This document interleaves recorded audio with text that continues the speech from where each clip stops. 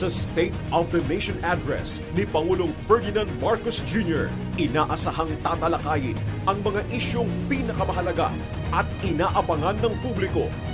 Usaping pang-ekonomiya, patuloy na pagtaas ng presyo ng krudo at pangunahing bilihin.